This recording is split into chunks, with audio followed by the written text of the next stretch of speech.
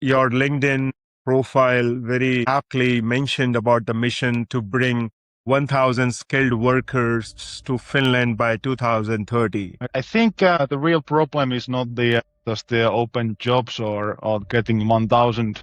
There's a lot of true in the saying that there is talent shortage problem.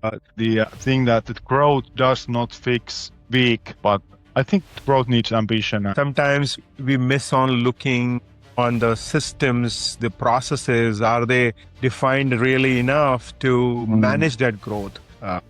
The clients will expect more. Workers will expect, of course, more. I'm hoping that the industry will move on from the placement metrics to outcome metrics. Yeah, I think great recruiters are essential, of course, in these triangles. After the placement, what kind of support international talent needs? Secondly, I think the onboarding. So the one thing I'm learning from you, it's all about leading the people rather than directing the people. Be kind to others and trust people. I could have done another decision. I learned from it and I wouldn't do that. And the hardest truth is look into the eye of the client and tell them that you are the problem. And that's also very difficult as well.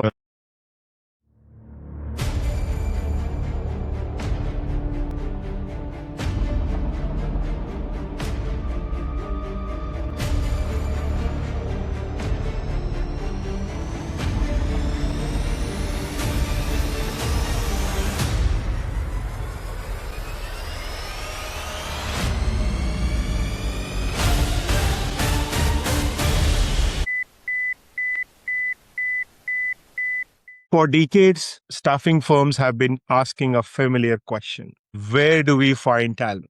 But what happens when the challenge is bigger than recruiting? What happens when entire industries can't find enough employees, enough workers? What happens when countries begin competing for talent the same way companies compete for customers? Today's conversation is about the shift and why staffing leaders need to start thinking globally if they want to remain competitive locally. Welcome to Staffing Truth, real conversation on leadership, growth, and the future of staffing. I'm your host, Rahul Karan Sharma, and our guest today is Timo Rantasaari, who is an international workforce strategist, a staffing leader focused on one of the biggest challenges facing developed economies, access to talent. With over 15 years of experience, Timo leads initiatives bringing skilled talent to Finland and helping organizations rethink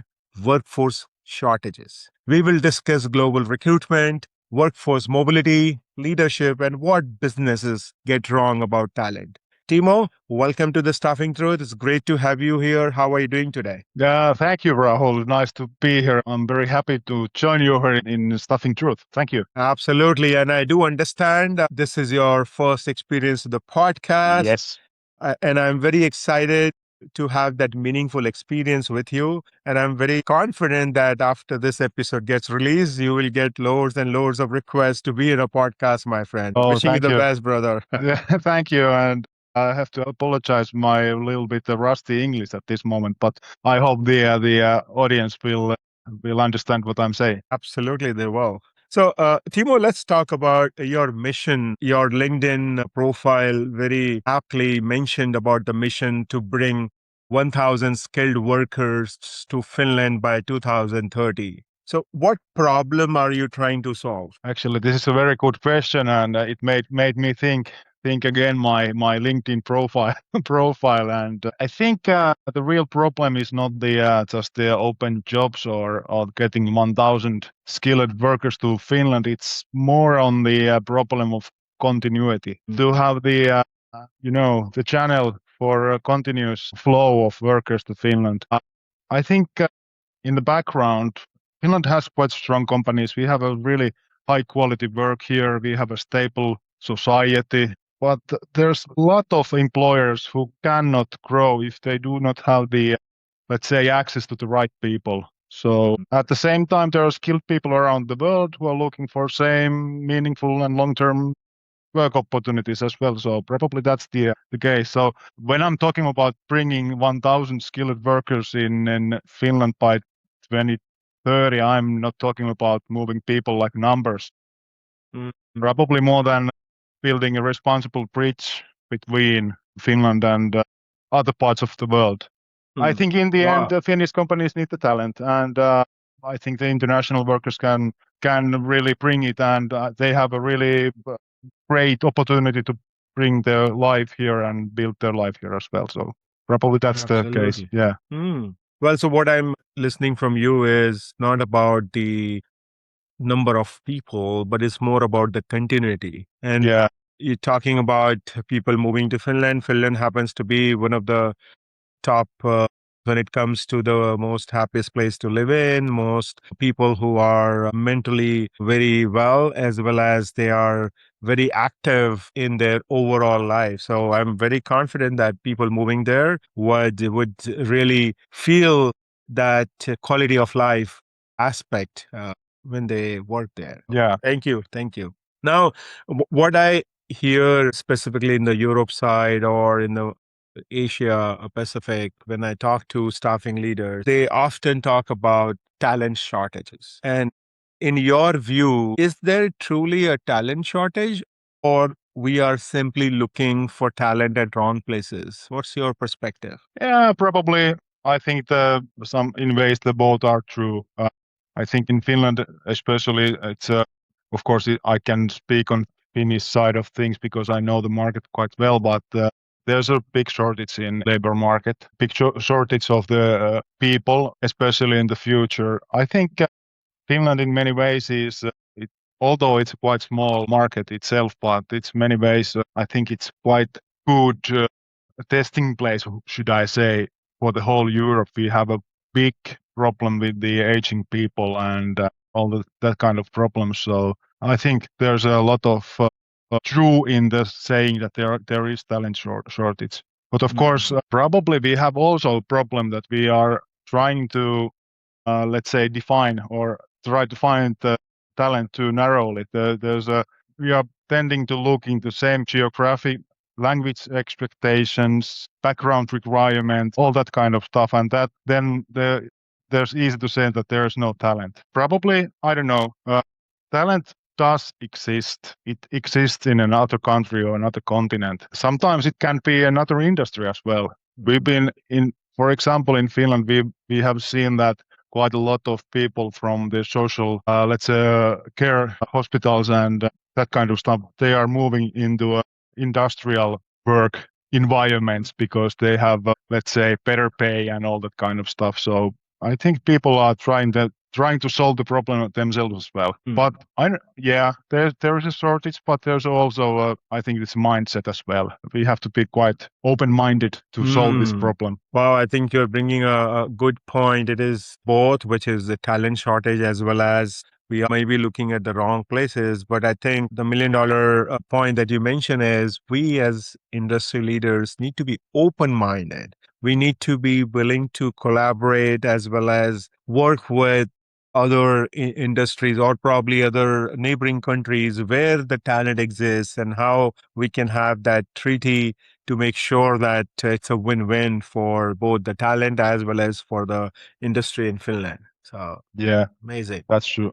I think So, there's a saying that they who can look outside of the box, they usually mhm, usually have some kind of edge on the competition. So probably mhm, the companies who learn fast how to access different kind of places where to find talent, that they mhm. are the winners. I think. Yeah. Yeah, thinking out of the box also brings a lot of innovation.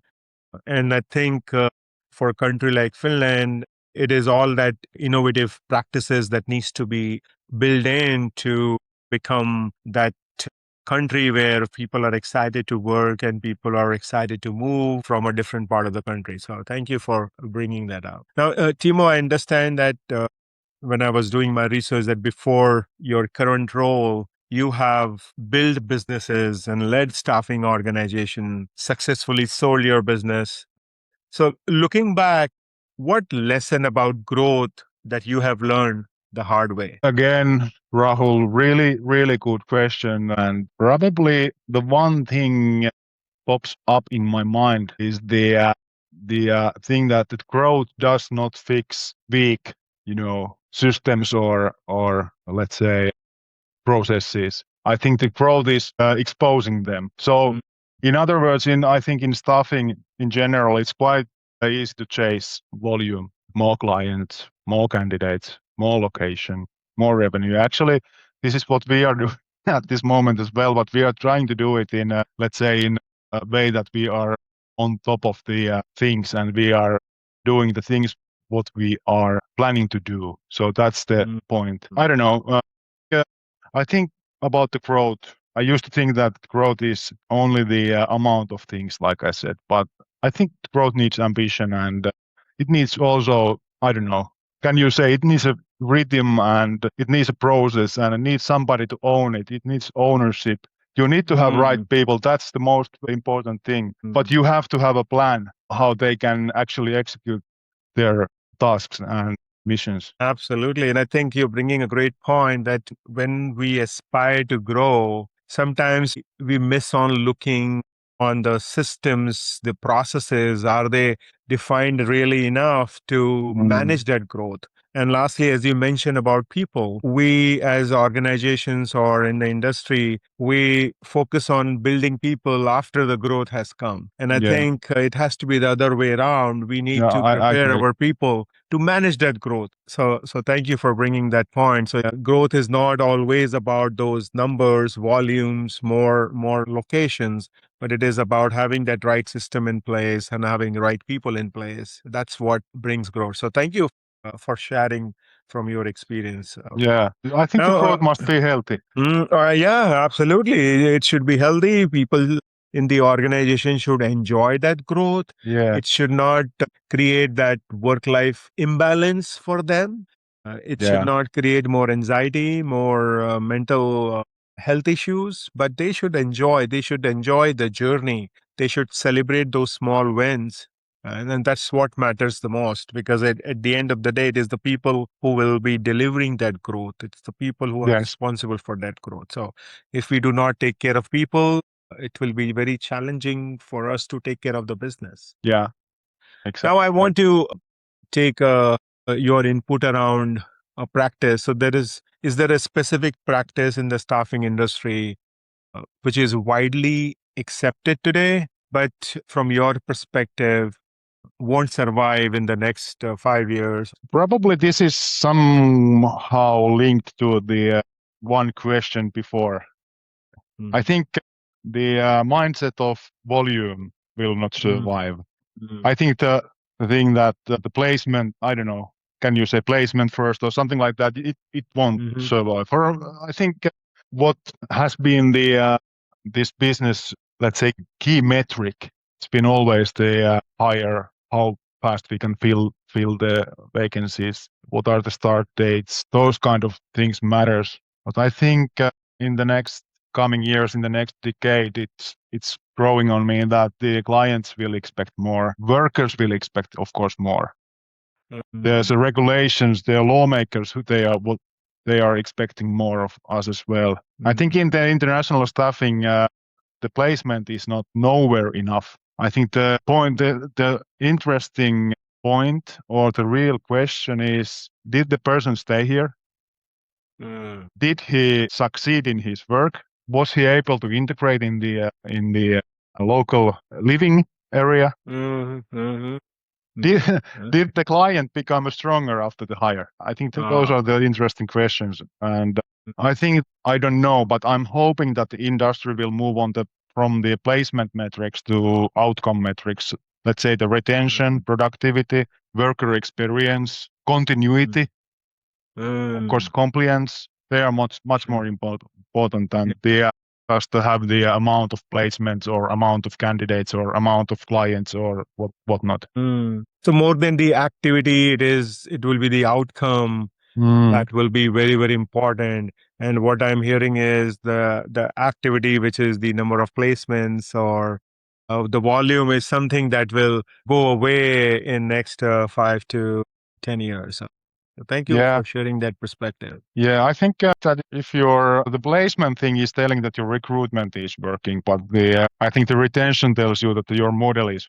have to put more value on the retention side. Wow, I think you made a very good statement that the placement tells you that recruiting is working, but it's the retention that tells you that the model that you have is truly working. And the model is the whole organization, just not one Yeah. team, a recruiting team or a sales team or a backend team. Yes. It is the overall experience that the recruiting organization is giving to that candidate, to the client, and overall to its own employees. Because Yeah. sometimes we are so busy in doing things for people outside the organization, we miss on doing those small things for people within the organization.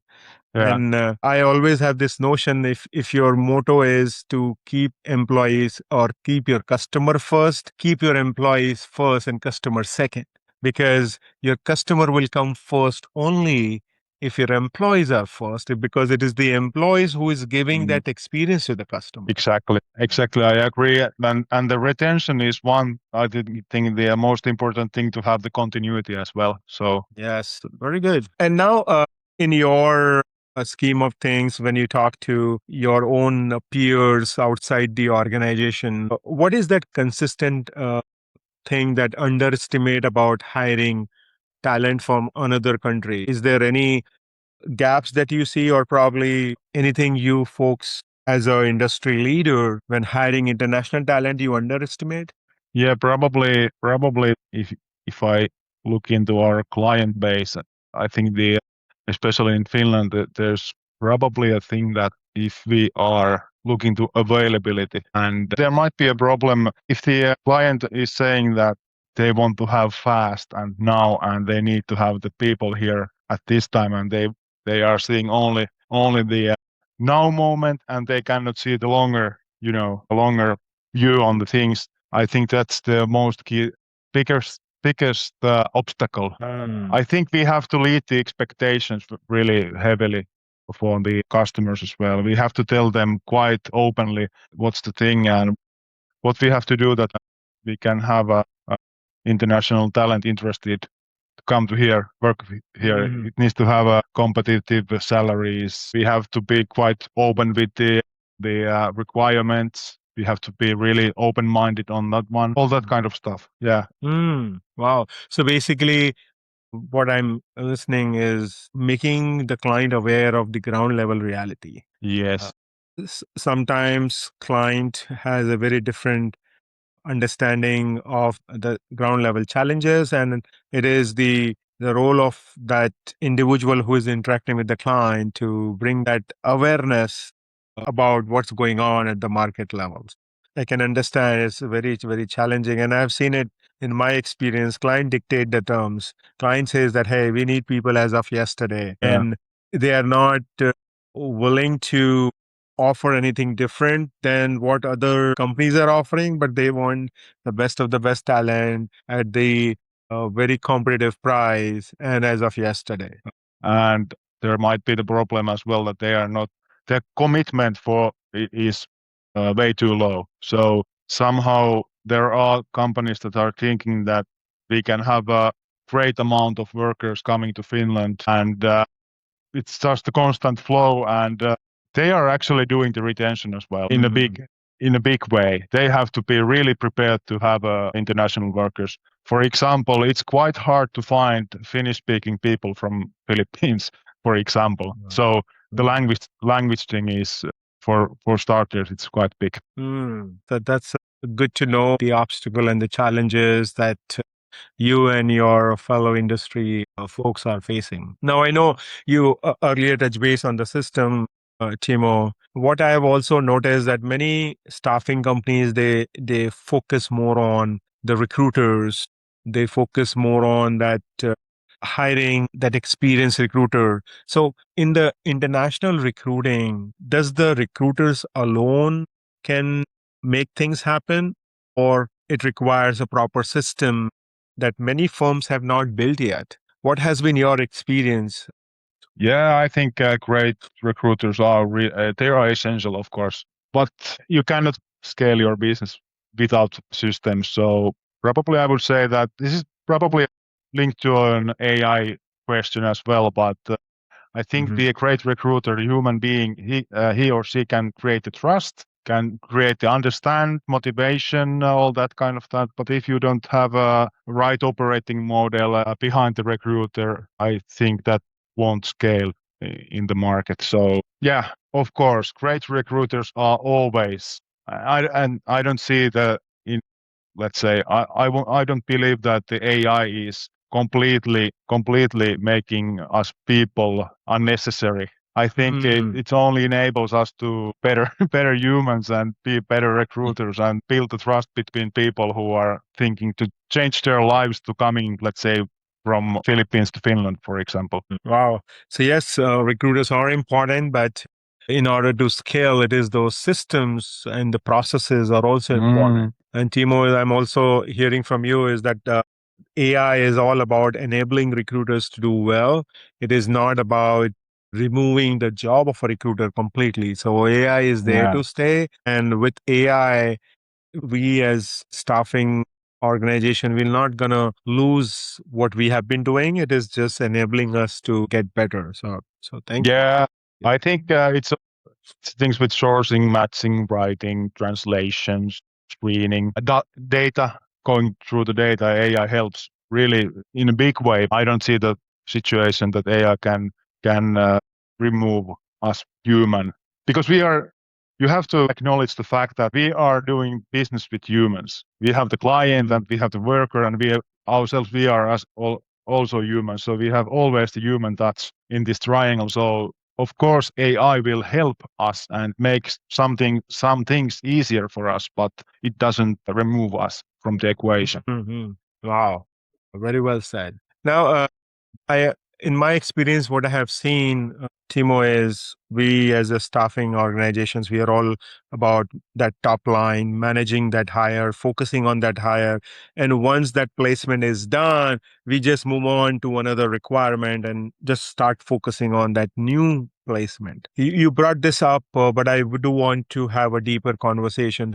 So from a staffing company, what are the things that needs to be done once placement is done to make sure that employee or that resource that we are placing, he or she is retained and they are also making that impact on the client end? Yeah, of From your course. perspective, what have you done and what you would recommend to other staffing leaders to do? I think that after the placement, the real work begins on Mm, that step.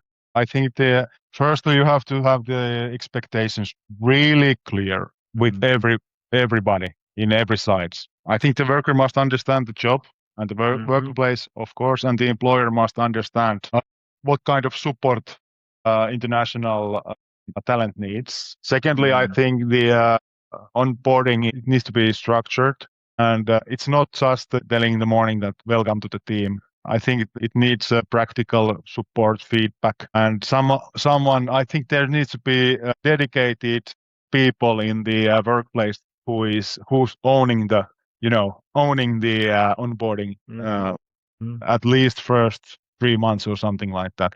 And of Yeah. course, you have to measure. You have to is the is the worker adapting? Is the client satisfied? Are there any misunderstandings? Mm, What about the supervisors in the client? mm, And are we able to solve all the small problems before they become bigger problems?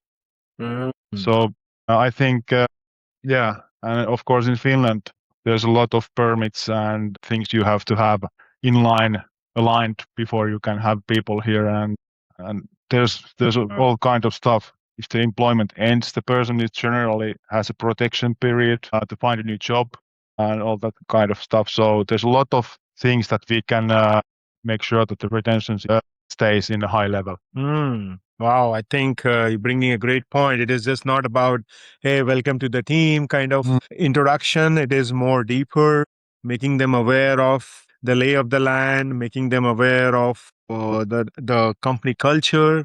And I would Yeah. share one experience here, Timo. Yeah. When I moved back to state, so my previous employer, I joined them in 2004. I was deployed in India to build their recruiting organization. And in 2011, I moved back. When I moved back, my leader really helped me because I moved into a different city. During the lunchtime, he used to go with me to see the neighborhoods where I can take a house for rent. He had a spare car. He was kind enough to give me a spare car till I bought my own car. He Yeah. made sure that I know the things to do, where I can go for groceries, where I can go for leisure, all those things. And it is just not about one time. It was doing till a time that I became comfortable. It was for that initial 30 days was very, very critical to really get accustomed to the country, to the city, and to the environment. So that's what I would say most of our client leaders, because sometimes I see, specifically in the staffing world, the client thinks that the entire responsibility is on that staffing company who has Yeah. placed that candidate. And I think that's the one of the bigger myths or probably bigger misconception. I think it is the equal responsibility of the staffing company as well as the hiring manager, the client organization, Mm, because the ultimate goal is for making that client successful. If the person is not working out, it's a lose-lose situation. Lose for of that course. staffing company, and then is a lose situation for that hiring manager or for the end client. So I think it is a joint venture in order to make that international employee successful. So thank you for sharing that input. Yeah, it's really important to have the client in this endeavor as well. They are playing a really key part on having the onboarding done well, having the people feel home at their workplace, having retention number in a good place. And I have to tell you one story. A couple of years ago, we had the Indian guys coming to here in Finland, and as you know, we are Nordic country, and there's quite cold winters, and we have snow and ice. And the place where the guys lived, they had to drive 15 kilometers to the factory, and the guys never before they have never seen snow or ice. So we actually we actually taught them to drive on the icy, low friction conditions, so they could safely do their journey to Mhm. the work. And that was just it's a small thing, small gestures, small things you can make the people who are coming here make them feel like they are wanted and they are welcomed and they are feeling safe and they are doing their job well.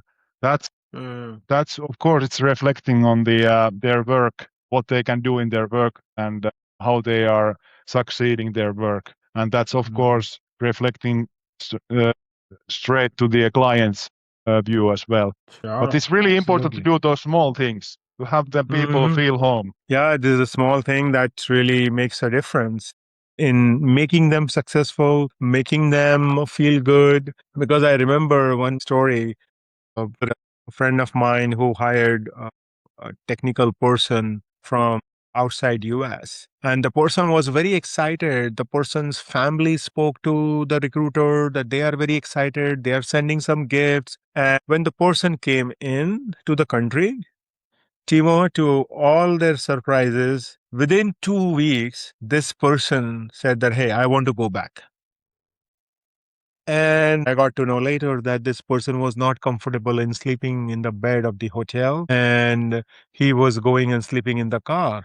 He was not having a proper sleep, because of which he was not liking the environment. So I think, Yeah, to your point, when you are hiring an international talent, that initial 2 weeks, 3 weeks are so important, so that they get exactly. accustomed to it and they start liking the place that they are in. So Yeah. great point there, man. Now, when hiring a global talent, Timo, what is becoming a bigger challenge? Is it about the recruiting, or it is more about the leadership, setting the processes and setting the company's policies, norms to make sure that the global talent is successful? What has been your experience? No, I think the latter for sure. I think it's quite easy to obtain a great amount of candidates or CVs or have this big volume of people coming into your company, but you really have to have your base, your like building base, your structure, your process and systems that you have really powerful, some kind of a model built into. You have a candidate, you have a compliance, you have relocation, client onboarding, you have a retention. Mhm. It has to be like a really solid base, and then you can scale it up. So yeah, I think it's it's quite easy to, let's say, have companies abroad who are offering you international talent. I get every day I get at least five connections asking to help me to get people to Finland, but that's the easy part. The hard part is to have it working perfectly, have the back office, have it it's solid state and a solid base. It's more it's harder, of course. Wow. So I think it's not about the recruiting challenge when it comes to hiring global talent. It is more about the back office support, more about the processes and policies set by leaders of that company who is willing to hire international talent. Because finding people is fairly easy, is getting them on board and making sure that they are successful is what is the bigger challenge. Timo, Yeah. I have a lot of staffing CEOs friends in my network who are primarily US based, and maybe they have never done any international hiring or very little international hiring. So, if you have to give them any advice, what opportunities in global talent are they mostly overlooking? Well, I don't know if I'm in a place that I can give anybody advice, but I think the global movement in this domain or this industry, it's really huge, and I think there's a lot of uh, possibilities for companies to grow. If I look into Finnish or European market, we tend to be quite, let's say, geographically, we are here and we are here. We are not. We do not want to look other way. Probably there's a little bit of course, it's a big step for a company, let's say from Finland, to expand its businesses globally or even in Europe. But I think there's so much possibilities that they, if somebody is thinking they should look into this thing, I think they really should. But of course, you have to do your homework quite well. It's highly regulated. It's not an easy business, of course. There's a lot of, and we have to acknowledge the fact that there's a lot of problems, of course. There's big problems in, let's say, in terms of human trafficking, and the criminal side is, I think, somebody told me that the second biggest business after narco trade is human trafficking. So there's always the other side as well. But still, I believe that there's a lot of possibilities for companies, and there's a lot of need in the services we are providing for our clients as well. And of course, the people. There's a lot of people who are seeking to have some kind of proper, safe way to have their livelihood and their and their lives getting better. There's I think there's a lot of things we can provide for the companies, but of course for the people as well. Sure. And I know you and your team has recently opened operations in Romania. How's that working out? What support, if anyone from Romania listening to this podcast in the staffing industry, if there is any support they can provide, share with us how has been the experience of yours in opening in Romania, and what support you would need if someone listening to us. Probably the experience has been really, really nice, of course. And the decision for us to go to Romania it wasn't easy, but it was some kind of somehow outside of the box. Like I said before, that quite a lot of Finnish companies, we have Finnish staffing companies, we do have offices around Europe, but there tend to be the offices that they are only making a pathway from the local, let's say, local market to Finnish market for people to come. But at first, we were quite adamant to have the idea that we want to establish ourselves in the Romanian market as well. And that was the key thing for us. And I don't know, at this point, I think we are on month 6 of having the different authorizations done, and we have still a little bit work to do, but we are almost done with the authorization, so we can officially open our business in Romania. But so far, I think we were able to find such good people to work with us as well. We have 3 guys in Romania, Timișoara, in our office, and they are doing really, really good work to open the business. And to have the clients and have the trust in the country. So it's really interesting, really sometimes frustrating also, but still we are in a good position at this moment. And I think you were asking, do we need help, or if there's somebody from this industry listening to our conversation? I think I would be more than happy to meet local Romanian staffing leaders to just have a conversation and tell them about our thinking and hear from them what they are doing and what are the plans for the future.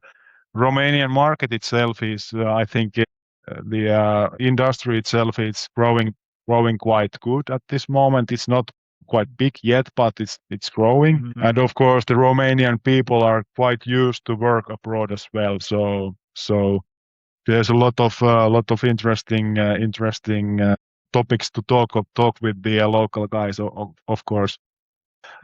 Absolutely. Well, kudos to you and your team for opening an office in Romania. And that's out of box thinking that you were talking about. You guys really demonstrated it. And I'm very confident that people listening to us in Romania, staffing leaders, they will be more than happy to have you for a coffee or for lunch and share insight, because I believe it is not about the competition. You grow through the cooperation from the leaders in the industry.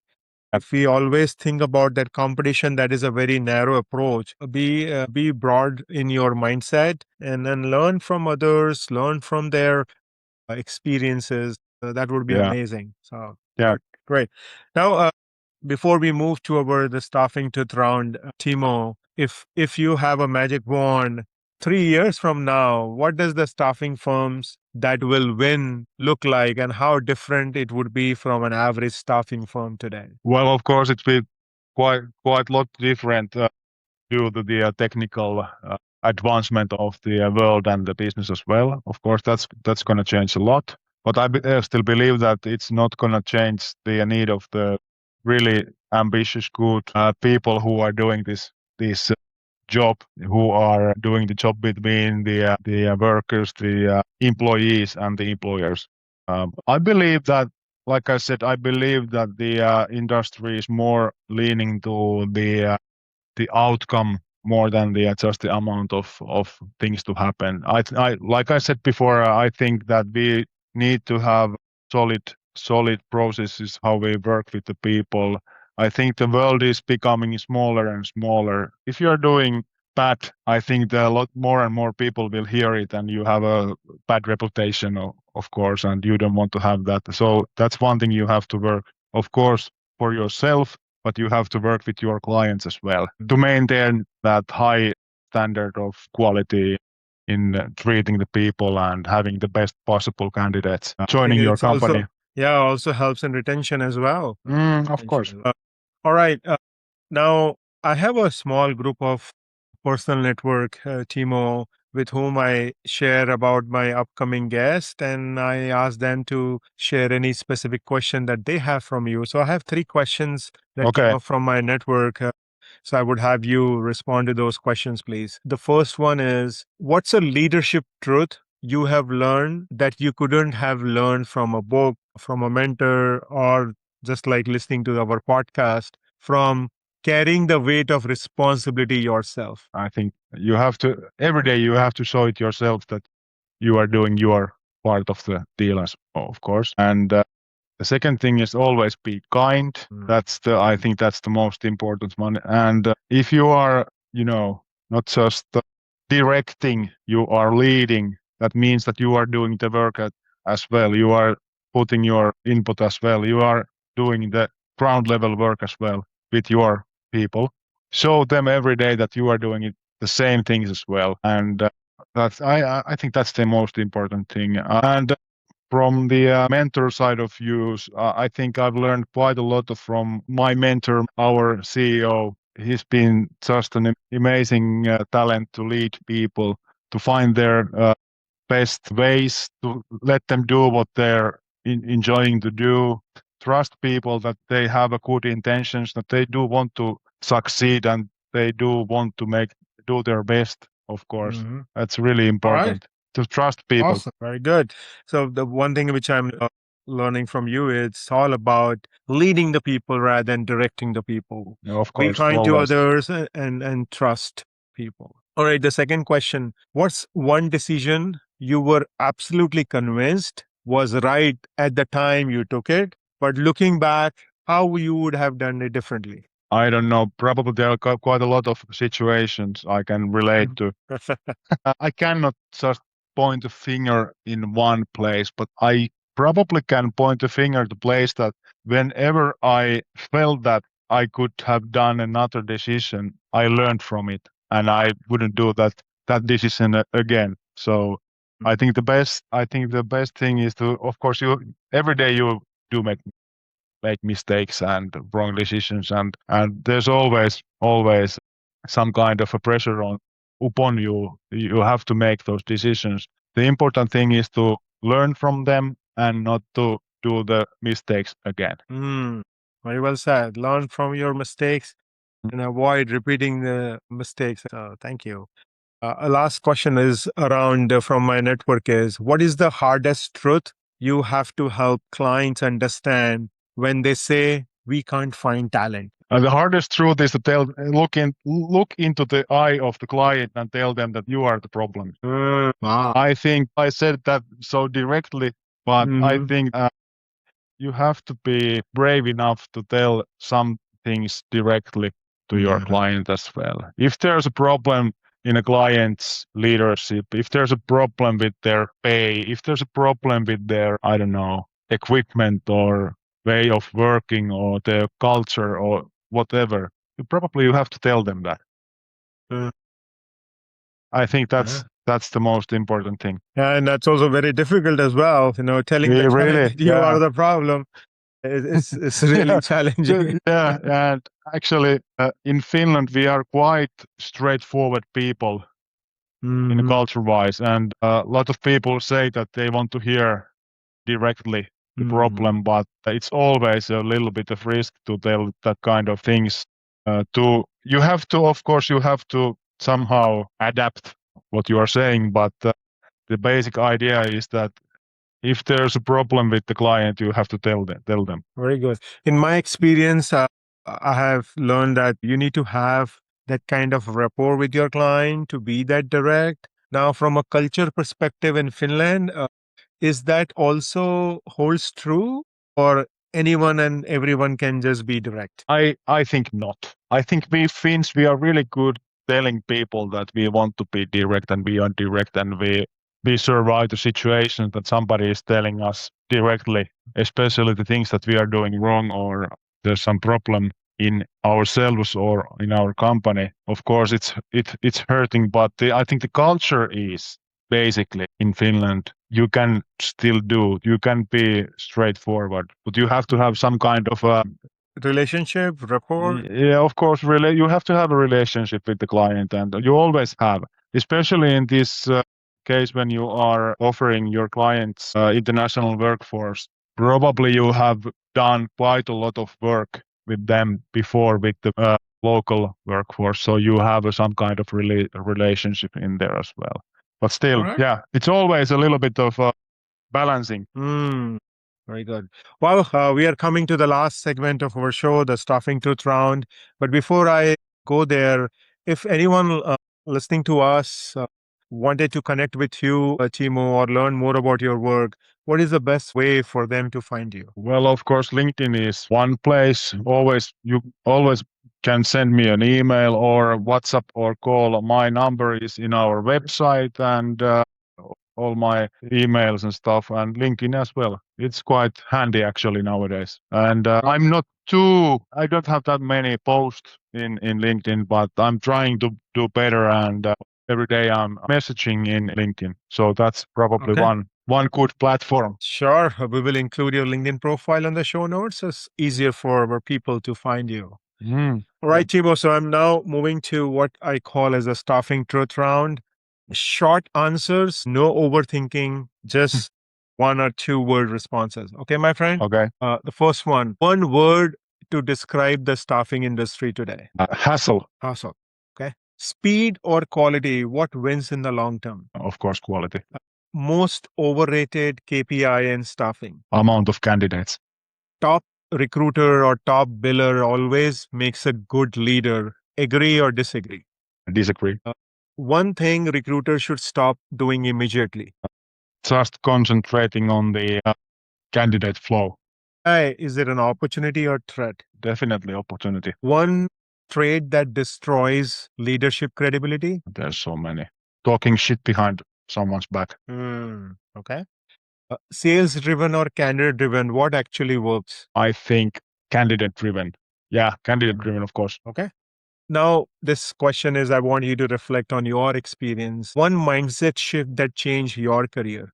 Started to focus on others more. Now, finish this sentence. The future of staffing belongs to leaders who Are able to build systems and trust. Well, that's the end of our segment, Staffing Truth segment. You do amazingly well, Timo. Thank you for joining us. One of the biggest takeaways from our conversation, Timo, is that future of staffing is simply not about having great recruiters or great salespeople, but it's about having the system, having the processes in place to manage the growth of our industry, to manage the growth of our company. As a workforce shortage continue to impact industry around the world, the firms that will thrive won't necessarily be the ones with the largest databases. They will be the ones who are willing to challenge assumptions, embrace global thinking, think out of the box, and build systems that connect opportunities with talent wherever it exists. Thank you for sharing your insights, your wisdom about the future of workforce mobility, Timo. And to everyone listening, it's a time for you to share your biggest takeaway. If you enjoyed this conversation, make sure to subscribe, like, and share the staffing truth with fellow staffing leaders, recruiters, and business executives. Thank you for joining us. Are you listening to Rahul Karan Sharma on the Staffing Truth? Have a great week ahead. And Timo, I want to applaud your first podcast experience was amazing. I, as a host, never felt that you were the first time guest, my friend. So thank you for accepting our invitation and thank you for playing so sportingly. Thank you, Rahul. This was a blast. Thank you for joining us on the Staffing Truth. Before I let you go, I'd like to ask one favor. If this episode resonated with you, please share with a colleague, a leader, or a friend in the staffing industry. That's how we grow this community and bring more important conversations to the forefront. And if you know a staffing leader whose story, lessons, or leadership journey deserve to be heard, please send them our way. Because the future of our industry won't be shaped by technology alone, but by the leaders behind it. Thank you again for listening to us. I'm Rahul Karan Sharma, and you are listening to The Staffing Truth. Have a great rest of the day.